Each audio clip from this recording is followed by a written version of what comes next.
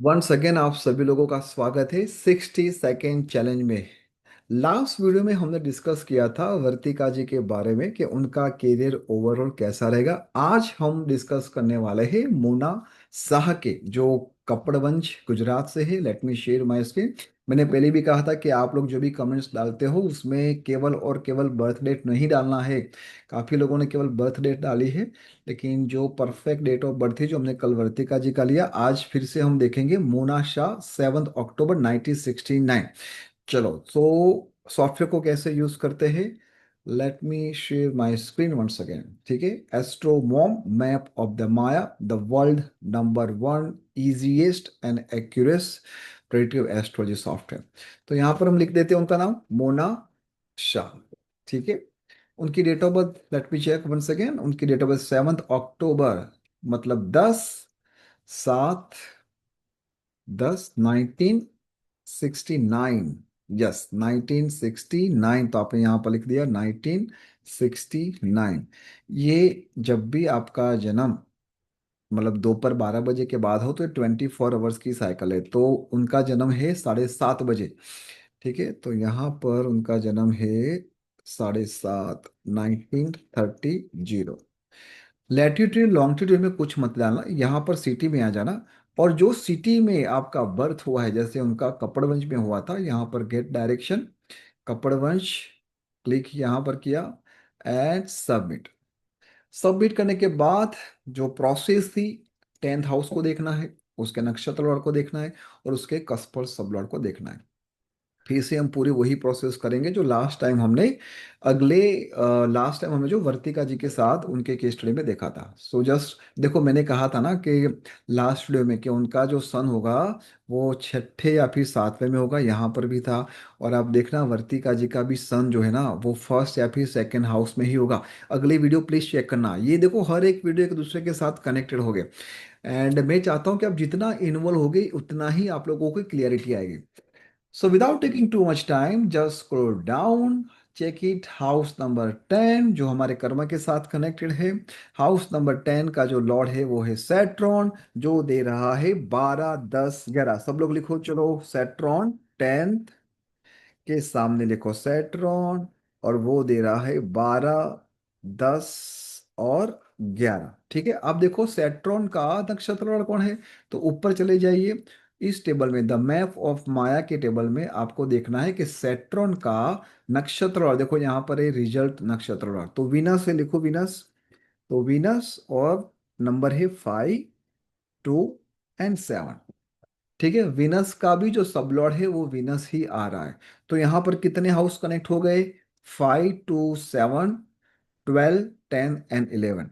अब हम जाते हैं हमारे उस प्रेजेंटेशन में, उन लोगों के लिए स्पेशली जो नए हैं, फर्स्ट टाइम आए हैं। एंड जो लास्ट वीडियो जो हमने देखा था, जो केस स्टडी बनाई थी, मैं एक काम करूंगा, इस आई बटन के ऊपर या फिर टेम्पलेट में डाल दूंगा, ताकि वो आपको 100% समझना चाहिए, देखना चाहिए। ठीक है जी, चलो late me share my screen. हमने कहा था कि अर्थ त्रिकोण पैसे देने वाला नंबर हाउस कौन से है, प्लीज नोट डाउन 2 6 10। 2 6 10 ये आपके दिमाग में होना चाहिए। ठीक है, तो 2 6 एंड 10 ये अर्थ है। अर्थ का मतलब क्या है, आपके जीवन में धन की प्राप्ति हो, वेल्थ की प्राप्ति हो। ठीक है, और अर्थ के सामने अपोजिट कौन आ गया, धर्म। जो धर्म की बात ज्यादा करता है ना वो कर्म ज्यादा नहीं करता, और जो कर्म की बात ज्यादा करेगा वो धर्म पे नहीं करेगा। देखो, माला राम राम बोलना या फिर राधा राधा बोलना या फिर जो भी आप अपने इष्ट देव देवता का नाम बोलो वो बहुत ही अच्छा है, उसमें कोई गैप नहीं है। लेकिन मैंने अक्सर देखा है कि जो लोग ज्यादा धर्म में होते हैं वो कुछ अच्छा काम नहीं कर पाते, ड्यू टू एनी रीजन। क्योंकि उनको लगता है कि ये धर्म परमात्मा ही सब कुछ कर देगा। बहुत ही अच्छी बात है ये सोचना। और या ये अर्थ वालों को भी बता दो कि नाम जप करो या फिर अपने इष्ट देवी देवता को जप करो नहीं करो, आपका मन हो ना मन हो आपके ऊपर है। आपके घर में जो माँ बाप के रूप में भगवान जो साक्षात विराजमान है, उनकी सेवा जरूर करना। ठीक है जी, अब यहां पर ये 2 6 और 10, this is your positive number. ठीक है, this is your positive number. अगर आपका प्लानेट नक्षत्र लॉर्ड या फिर सब लॉर्ड ये दे रहा है तो बल्ले बल्ले है। ठीक है। उसको खराब कौन कर सकता है? उसको खराब कर सकता है 4, 8 और 12। ठीक है। और ज्यादा मेहनत कौन करवाएगा? तो 1, 5 और 9। फॉर एग्जाम्पल मान लो कि ये जिसकी भी कुंडली है, लेट मी सी, नाम में भूल गया मैं उनका, क्या नाम था। ये जिसकी भी कुंडली है, फॉर एग्जाम्पल मोना जी की, है ना। तो मोना जी अगर मान लो 100 रुपये का काम कर रही है, तो उनको 100 रुपया मिल रहा है, या 50 रुपया मिल रहा है, या फिर 150 रुपया मिल रहा है। ये हमें समझना है इस पूरे डिस्कशन में। ठीक है। तो यहाँ पर देखो, हर एक के कैरियर में कुछ ना कुछ तो प्रॉब्लम होता है। ज्यादा प्रॉब्लम है तो ऐसे काफी प्रॉब्लम्स हो गए है ना, मतलब तो life is like a shaking, यहाँ पर ठीक करने जाओ तो यहाँ पर प्रॉब्लम। कुछ प्रॉब्लम होती है बट वो मैनेजेबल होती है ना, ज्यादा शेकिंग, ज्यादा इश्यू नहीं है, और कुछ लोगों की लाइफ एकदम स्टेबल होती है।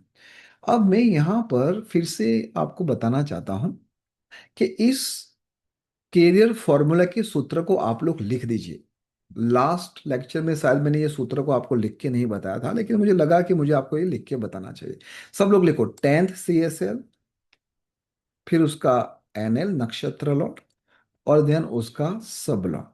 ये देख लो, अगर यहां पर 2, 6 और 10, let me right in a previous screen. अगर मुझे 2, 6, 10 और 11 जैसे नंबर मेरे प्लैनेट, मेरे नक्षत्र और सब लोड पे आ रहा है, तो I think care is very stable. अगर 1, 5 और 9 जैसे नंबर आ रहे हैं, तो प्रॉब्लम होगी, मैनेजेबल प्रॉब्लम होगी, कुछ खास नहीं होगी। लेकिन यहां पर अगर 4, 8 और 12 जैसे नंबर आ गए, तो लाइफ में कुछ ज्यादा ही गड़बड़ होगी। अब ऐसा नहीं कि पूरा जीवन गड़बड़ वाला होगा, it is not like that कि पूरा जीवन गड़बड़, उसकी रेमेडीज भी होगी, उसको अलाइनमेंट भी हो गए। अब जाते हैं मोना जी के स्क्रिप्ट पे जो हम सब लोगों ने लिखी थी।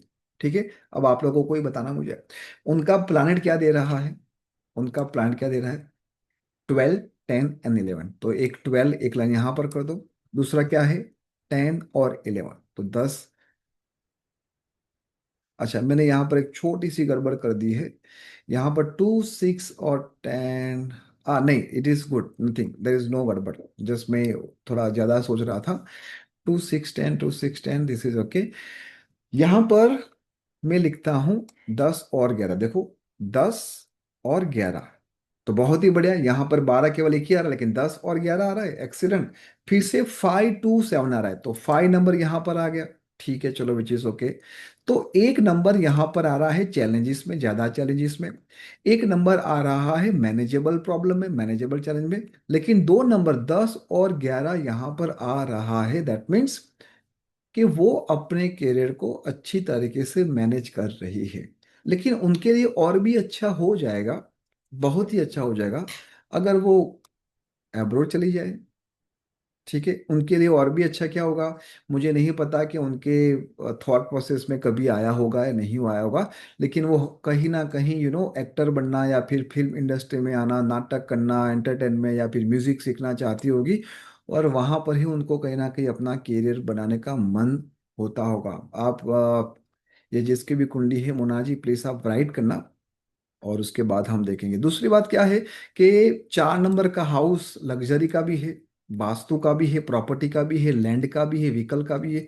तो वो उसके लिए भी कुछ काम करे तो भी बल्ले बल्ले हो जाएगी। ठीक है। 8 नंबर का जो हाउस है, वो नॉर्मली पेन देता है, लेकिन उसको अलाइन कैसे कर सकते हैं, वो भी इसी सॉफ्टवेयर के माध्यम से, यही एस्ट्रोलॉजी के माध्यम से आपको पता चल जाएगा। तो अब मुझे आप लोगों को पूछना है, जो भी इस वीडियो को देख रहे हैं, A, B और C, मैंने हल्का यहाँ पर थोड़ा सा आपको आंसर दे दिया है, बट आप लोगों को बताना है कि ओवरऑल मोना शाह का करियर कैसा जाता होगा।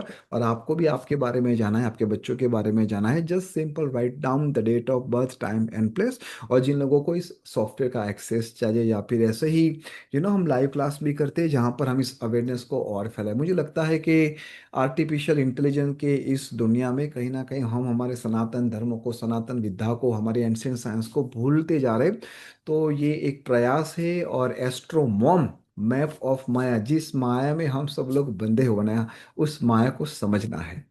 उससे लड़ना नहीं है, हम लड़ते ही इसलिए दुखी होते हैं, लेकिन जब आप समझ जाओगे और उसके हिसाब से एक्शन करोगे, you will be definitely happy. Once again thank you so much, आप सब लोगों का फिर से बहुत बहुत स्वागत है टीम 9 परिवार में, एस्ट्रोमॉम मैप ऑफ माया परिवार में। See you next class. आपको किसके बारे में जानना है, राइट करना, just subscribe this channel, bell icon पे क्लिक कर देना, लाइक करना है नहीं करना है वो आपकी मर्जी, लेकिन कमेंट्स बिल्कुल करना। Thank you so much.